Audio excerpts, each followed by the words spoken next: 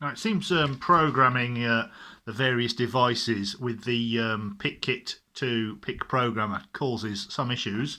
Well, this is the programmer that I use. It's cheap as chips from that website, pickcircuit.com. I've got loads of these kicking around. So this one is plugged in to my little computer over there. It happens to be running XP, and the software is actually on the USB drive, which is sticking in it there. So here we have one of my prototype MCMs on the bench. These are the ones that I've been doing all this extensive testing on.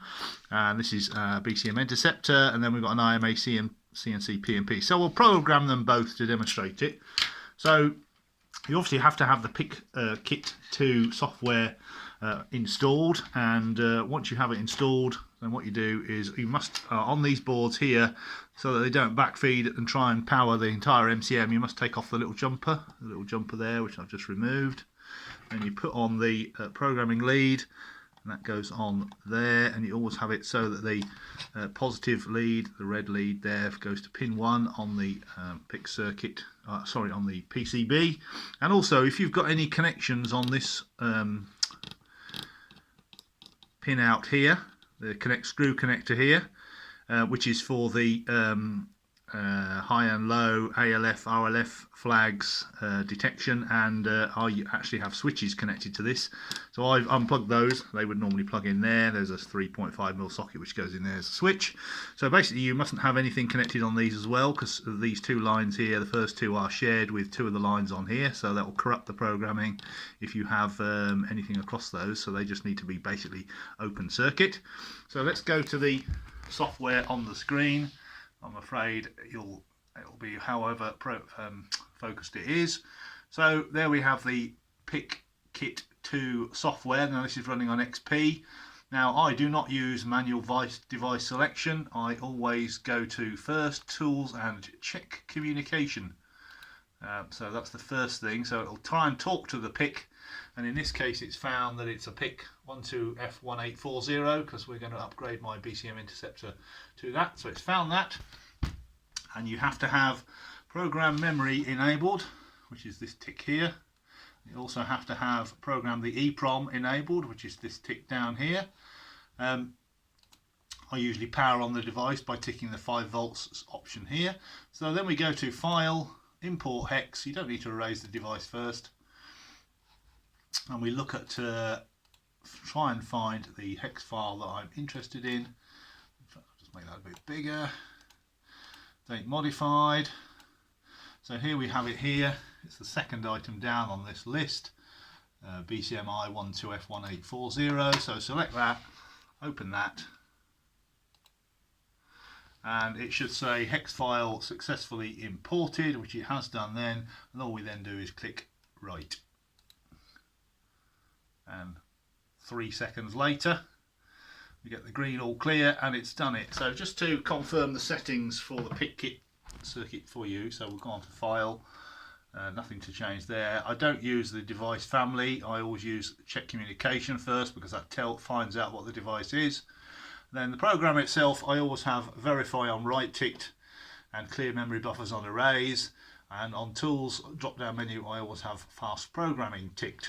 So I mean, this is set up to view single window, but it doesn't really matter. I usually have it just like that, but I think other people have it like that. So that's basically how it goes. So you saw how quickly that did that. So let's now go on to the IMA CNC, which is there. But first of all, we'll disconnect this from the... Oh, it's quite tight. In fact, no, I'll just put it back on, because as we program that, and because we've got 5 volts on tick there, and we're not holding the device off in reset, it's actually running. So you'll see here the LED is flashing. That's the once a second flash, which basically says I'm programmed and running, but I'm not receiving any data from the BCM. So that is all systems go, ready to work. So I'll just take this off here now, and that'll stop powering that. And now you mustn't forget to put the little jumper back on, otherwise when you button it all up, nothing will work. Don't drop the jumper on the floor. So that's that. Okay, so that's that.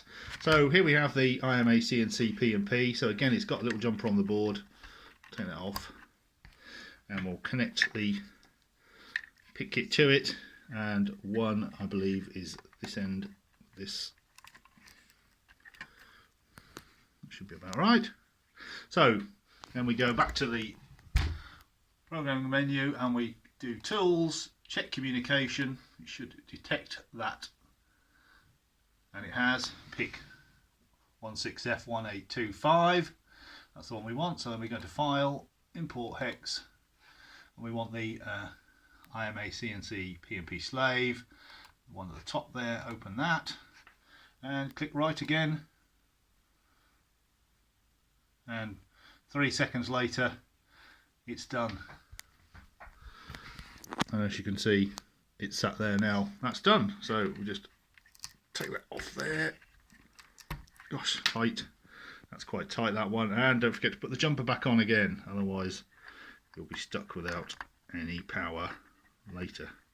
And make sure you get it on both pins and not just one pin as I had it just then.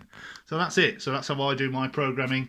This is a Windows XP machine, but I also use Windows 7. I don't have a Windows 10 machine, but I've no idea if the software works on that, and I just use these cheap Pickit programmers, and with the Pickit2 programming software, as you can see there.